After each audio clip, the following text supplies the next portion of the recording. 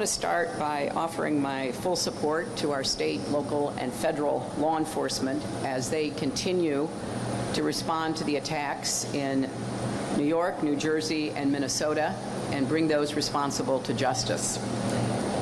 I've talked with Mayor de Blasio. Our team has been in close touch with authorities in New York. We know they're doing everything they possibly can to keep us safe in this dangerous situation. I've also spoken to the governor of Minnesota. Americans will not cower, we will prevail.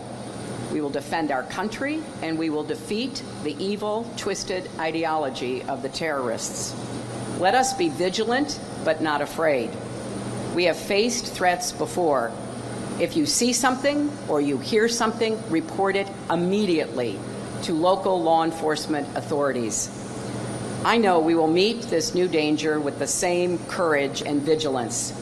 We choose resolve, not fear.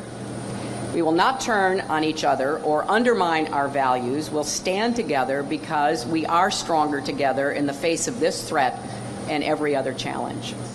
But let us remember, there are millions and millions of naturalized citizens in America from all over the world.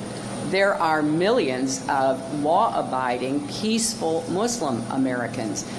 This is the kind of challenge that law enforcement can be and is prepared to address, namely going after anyone who would threaten the United States. So I am absolutely in favor of and have long been an advocate for tough vetting, for making sure that we don't let people into this country, and not just people who come here to settle, but we need a better visa system. Let's remember what happened on 9/11. These were not refugees who got into airplanes and attacked our city and our country. So let's not get diverted and distracted by the kind of campaign rhetoric we hear coming from the other side. This is a serious challenge. We are well equipped to meet it, and we can do so in keeping with smart law enforcement, good intelligence, and in concert with our values. We know that a lot of the rhetoric we've heard from Donald Trump has been seized on by terrorists, in particular ISIS, because they are looking to make this into a war against Islam. Rather than a war against jihadists, violent terrorists, people who number in the maybe tens of thousands, not the tens of millions, they want to use that to recruit more fighters to their cause by turning it into a religious conflict.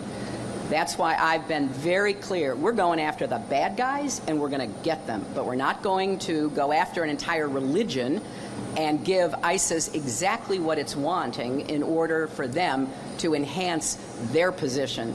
Secondly, we know that Donald Trump's comments have been used online for recruitment of terrorists.